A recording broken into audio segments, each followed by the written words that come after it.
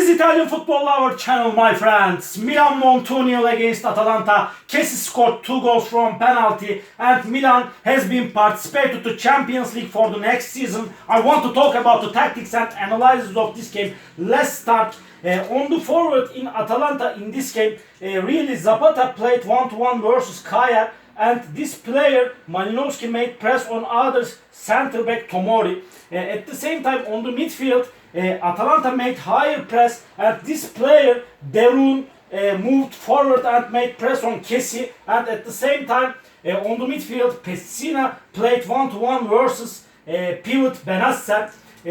Milan played more defensively in this game. This player Leo and Brahim Diaz, they together came back to center of the midfield. They dropped deep, and Milan defense line and Milan midfield set deeper, and they close to all spaces on their own half pitch, and Selemakers and Hakan played more defensively in Milan, but sometimes in defensive position Milan formation turned into 4-4-2, and Brahim Diaz and Diaz came close to Leo, and these two together played on the forward, Leo and Brahim Diaz. At the same time, Atalanta couldn't find clear goal positions in the first half, but Atalanta had the ball more,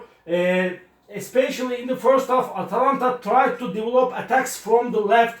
Sometimes Zapata came close to left, Pessina, Zapata, Gosens, and sometimes Malinowski came close to left, and Atalanta overloaded on the left flank of the pitch. But Milan played so successful defensively every time. Selemakers and Hakan moved deeper and helped Calabria and Theo Hernandez, but sometimes Theo Hernandez moved higher and wider in Milan attacks, and Milan defense line turned into 3. Tomori came to left, and Tomori, Kaya and Calabria played on the defense. These 3 played on the defense together sometimes when Theo go forward. Milan found the goal from penalty, and Theo moved higher and wider, and Theo Hernandez got into the penalty area. This player Meile touched Theo, and the referee pointed the penalty, and Kessie scored the goal for Milan from penalty in the first half. In the beginning of the second half, Gianpiero Gasperini made one substitution for Atalanta, and this player Pessina out, and Muriel replaced of him. And in the second half, Atalanta developed attacks as a team. This player Toloi and Jim City moved higher and wider together. Derun made a higher press on Kessie, and Freuler moved higher, and he pressed on Benasser in the second half more. He participated to attacks. Freuler Atalanta forced Milan defense, but they couldn't find so many clear goal positions. But just one time, this player Zapata got into the penalty area between of Theo and Tomori, but his shot went out of the pitch.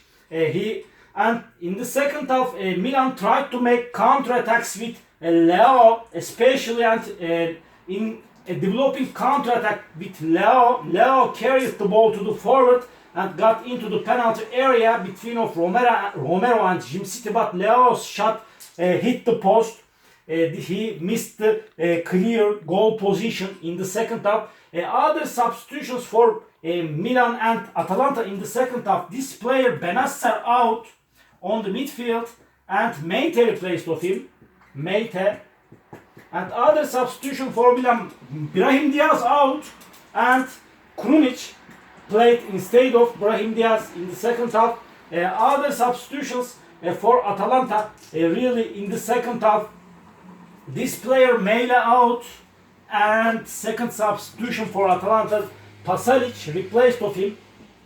But Pasalic tucked inside and he participated to Atalanta attacks more after he got into the pitch. Pasalic and other substitutions for Milan in this game in the second half. Really, Selemakers played so successfully defensively in this game, and he helped Calabria.